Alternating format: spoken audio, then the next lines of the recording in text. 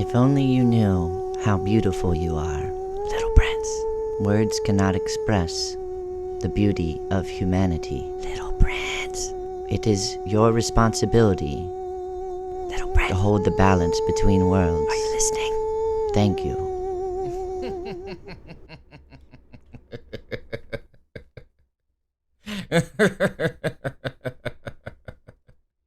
Beware, Lucifer.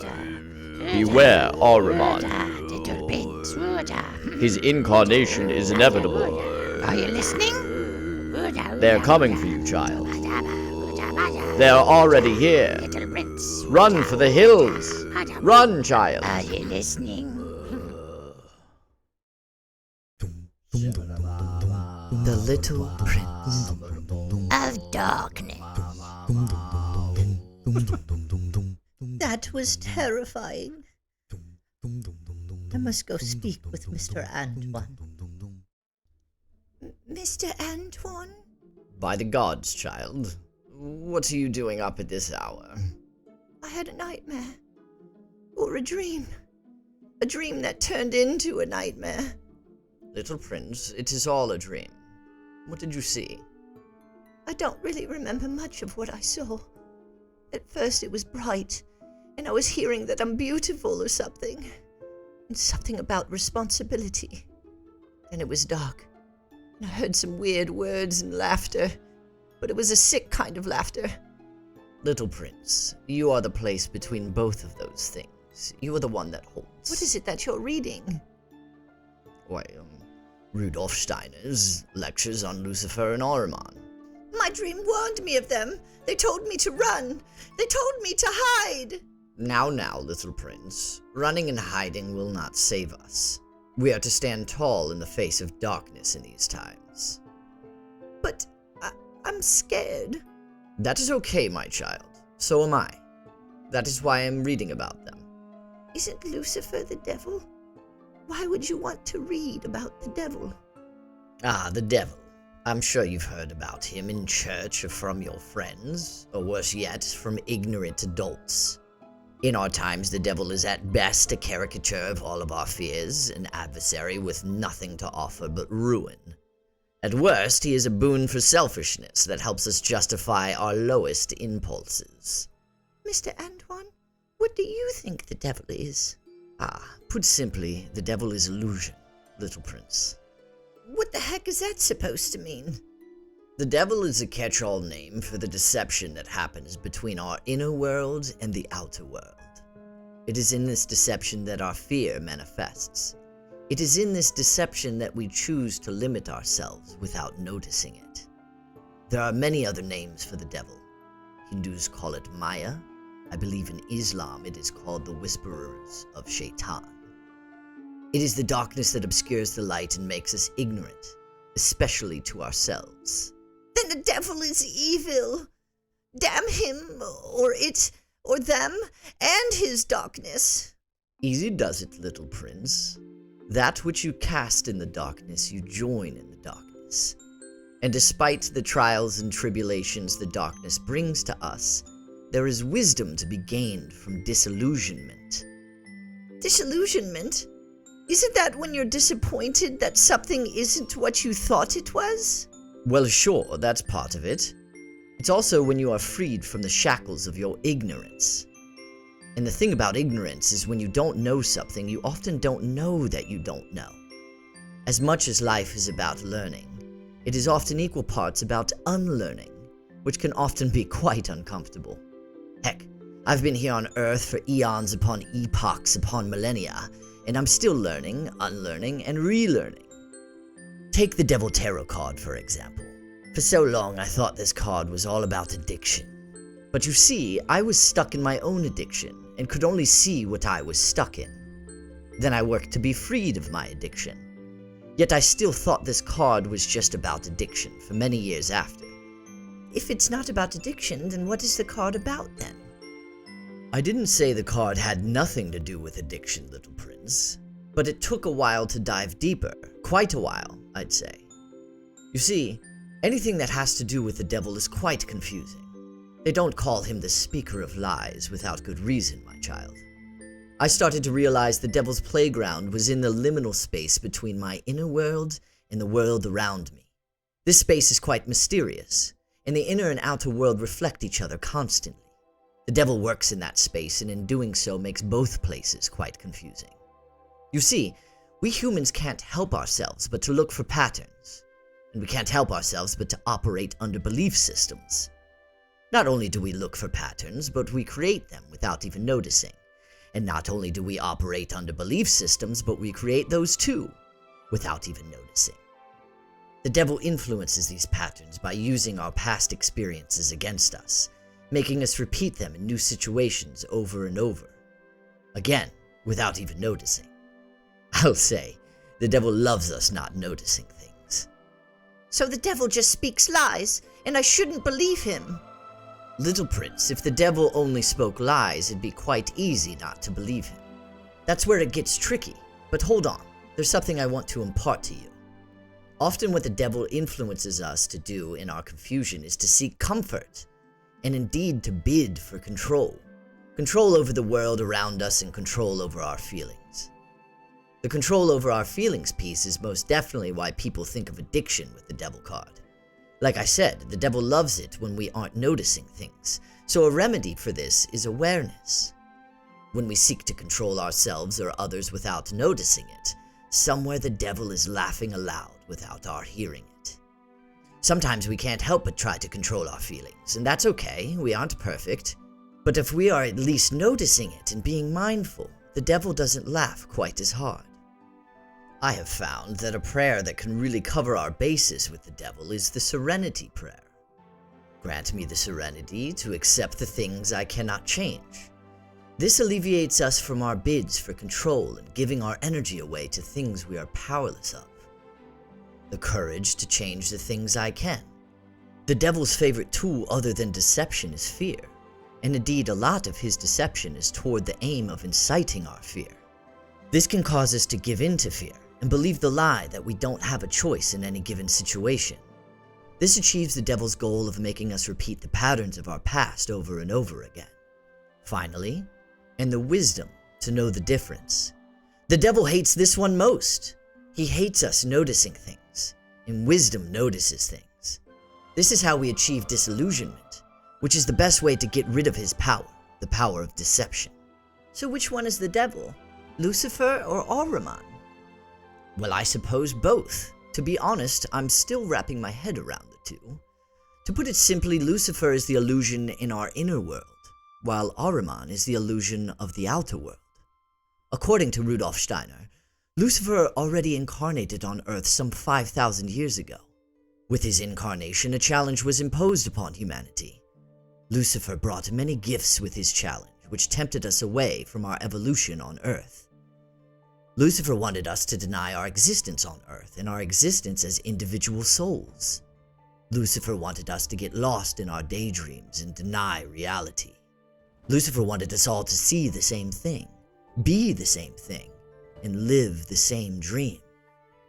But wait, that sounds fun. I love daydreaming. I love feeling united with others. You are getting it. You see, those were the gifts that he offered. We are indeed all connected, and the visions of our imagination do offer insight. But without recognizing our reality here on Earth, we would be shirking our responsibility to ourselves, to each other, and to the generations to come. The wise and ancient sages in that time took it upon themselves to liberate the wisdom of this powerful being so that humans would be able to think for themselves and recognize that we have a divine responsibility to the Earth itself. The evolution of humanity is to take place here on Earth, in reality, not just in our imagination and in our dreams. So reality is more important than our imagination. Okay, I get it. Not so fast, little prince. That is what Ahriman would have us think. Ahriman is the next challenge to the evolution of humanity. According to Rudolf Steiner, Ahriman is to incarnate next, and his incarnation is inevitable. What Ahriman brings is the belief that only what we can perceive with our five senses is real, and anything beyond that is to be discarded. The coming of Ahriman has brought many gifts with our technology, which helped us to extend our five senses greatly so that we can understand reality more and more. But with that, we have become arrogant to the possibility of what we cannot measure. You have probably noticed it. The dogma of our day is scientism, vast and barren, without higher meaning. The belief is that the only thing that is real is that which we can measure, that which we can prove with science. But like I said about the Devil Tarot card, we as humans can't help but operate under belief systems. And this too is a belief system. It is like believing in rock but not believing in air. Which, if you ask me, believing in one and not the other is absurd. Yeah, I've been made fun of for believing in God. That is the purview of Ahriman, cold and rigid, fearful of that which we cannot know. Ahriman would have us believe that the only mystery is in what we have not yet achieved in science, and that exploration of the unknowable is childish and unfit for an intelligent mind. But you see, little prince, reality is a sort of illusion as well, albeit a very convincing one. Wait, so reality isn't real? That's stupid. Am I not standing here talking to you? I said it is an illusion, not that it isn't real. Like I said, Ahriman's incarnation is inevitable. There is no avoiding it. What matters is that we recognize our responsibility as humans on this earth. We are to hold the two forces of Lucifer and Ahriman in balance. Think about it. When we succeeded in rescuing the wisdom that Lucifer offered, we learned that reality is an illusion, and that we are interwoven with not just each other, but with the stars, with light, with darkness, and with the whole of creation, consciousness. In doing that, we gained a lot of wisdom.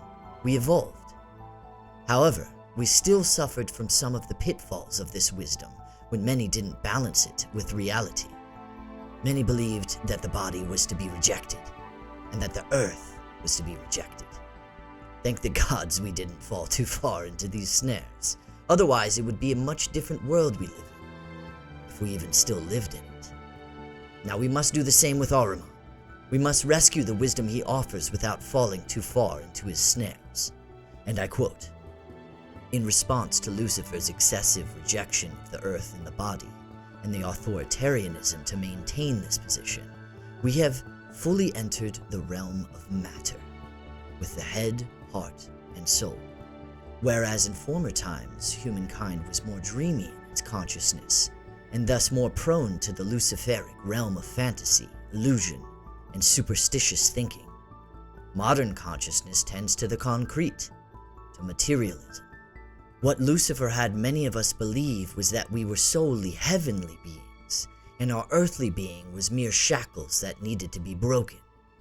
What Ahriman would have us believe is that we are solely earthly beings, and our heavenly being doesn't even exist. Another great way of discouraging the belief in our divinity is to make us hate each other, and hate humanity itself. Ahriman achieves this with great cunning. One can use statistics, something seemingly sound and bulletproof, to prove themselves right in anything. Equal justification can be exercised intellectually on the behalf of two completely opposing ideals. Therefore, no penetration into deeper truth will seem necessary. The only apparent necessity will be the argument, the loathing, the seemingly fundamental opposition that cannot be reconciled between differing ideals. The separation of humanity and its intellectual ideas has never been more apparent. This is more fertile ground for Ahriman, and indeed his providence. With him, it is made possible. So what would you have us do, old man? We're damned either way. We are to recognize our place as beings of heaven and earth. We are to hold the space between these two poles and recognize our responsibility for both. With Ahriman comes other gifts that are quite apparent. Comfort, meaningless entertainment, and countless other activities we can engage in that help lull us into a stupor, numbing us to ourselves and our world. This is quite the contradiction to what Lucifer had offered, if you think about it. In the worldview that only material reality is real, and in the countless mindless activities we have available to us, we are experiencing profound separateness, unlike any other time in human history. For all the information we have about the universe and about what is happening on Earth, somehow we have lost our awe, Somehow we have lost our sense of wonder. All of this information is spewed at us at lightning speed with little encouragement to meet it with the posture of radical humility. It's hard to have humility as a species when the agenda of the day is to master the elements with science so we can profit from it and make ourselves more comfortable. So you see, and I quote, whereas the Luciferic tendency is always toward unification, the fundamental tendency of the Ahrimanic principle is differentiation. So how do we hold the center of these two poles? By meeting Ahrimanic wisdom with Luciferic wisdom, and Luciferic wisdom with Ahrimanic wisdom. I get it. We are both of these evil beings. We are to become one with Lucifer and Ahriman and rule over heaven and over earth. Wait, no, that's not at all what I'm saying. We must consciously choose the space between. We must stand on the middle ground between earthly and heavenly, physical and imaginal, animal and angelic. Oh, it isn't? But that sounds fun. To rule my dreams and rule reality. No, we are the balance. And we can only be the balance with morality and self-inquiry. Lucifer and Ahriman, as much as they are indeed our opposition in many ways, they are not what we strive toward, nor are they something we must hate or hide from. Think about it as a boss in one of those games you like playing. The more challenging they are, the more frustrating it can be, sure, but you don't hate the boss. You just become better by their challenge. We must meet them with love, little prince. Indeed, the metaphor is quite fitting, because life is but a game. Again, that which we cast into the darkness, we join the darkness. I see it now. I want to join them in the darkness. Slow down, little prince. As humans, we have a responsibility. A responsibility to become more powerful. We shall become more powerful than them. Why, I fear you're missing the point entirely. I fear I might have told you too much at your young age.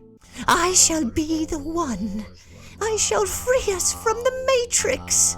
I shall be the savior of all mankind from these evil beings. We are each the savior, my child. Do not take upon yourself the self-importance that comes inherent in this sort of work. But I see it everywhere. Even with the people that are conscious. We are suffering. We are tired. We need to be freed from these shackles. If Lucifer and Ahriman seek to shackle us, then they must be defeated for the sake of the love of humanity. That is true. People are suffering. Steiner addresses this, and I quote, "And so it must be emphasized that the wisdom of the future can be attained only through privations, travail, and pain.